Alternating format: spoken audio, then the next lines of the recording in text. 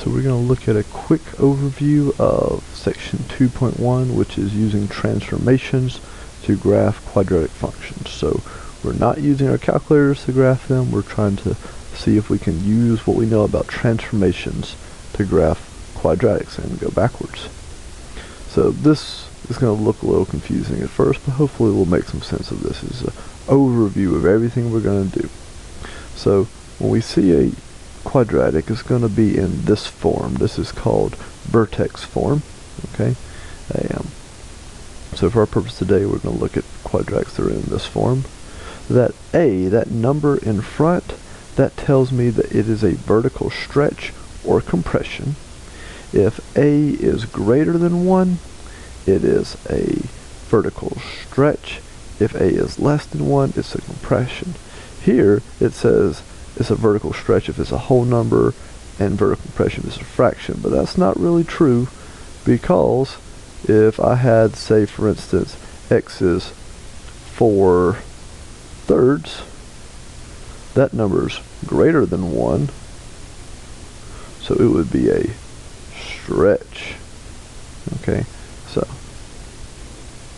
A is greater than 1, it's a stretch. If A is less than 1, it's a compression. If that number in front, if there's a negative in front, that means it's a reflection over the x-axis. So if I see a negative right here, that means reflection over the x-axis. Then it says something about 1 over b. For our purpose today, we will not be worrying about horizontal stretch and compress, just vertical. So we don't have to worry about that one right there. Next part says if we have x minus h. And right here it says left positive, right negative. And that seems backwards, but that is correct. When I see x minus a number, that means right. If I see x plus a number, that means I'm moving left that many units. So if I see x plus 2, I'm moving left 2. If I see x minus 3, I'm moving right 3 units. And then outside is just typical. Up is positive, down is negative. So outside, if I see plus 3, up 3. If I see minus 5, down 5. By outside or inside, I'm referring to that squared right there. So if it's inside the square, meaning it's getting hit by that exponent, it's left or right. If it's outside that square, it's up or down. And it says right here, if you don't see any parentheses around the x, that means it's not moving left or right. Okay. Let's look at an example. One that's way simpler. So the blue one is just my basic x squared.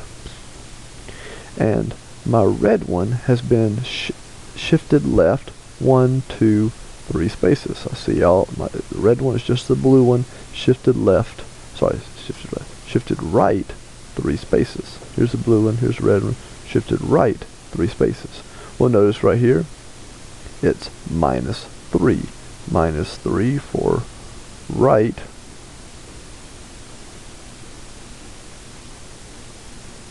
Three spaces.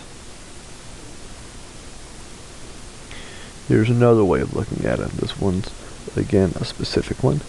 It's a negative, so that means it says opens down. It's been reflected about the x-axis. If it's reflected about the x-axis, it's going to open down. So that negative right there tells me that my parabola is going to look like that. Okay, so if it's been reflected about the x-axis, meaning it has a negative, it's going to open down. It says narrower right there. I don't really like that it says narrower. Let's see if it lets me type over this. That 3 right there means a vertical stretch by 3. Okay, vertical stretch by 3. That's what that 3 here. Oops. 3 there, vertical stretch by 3.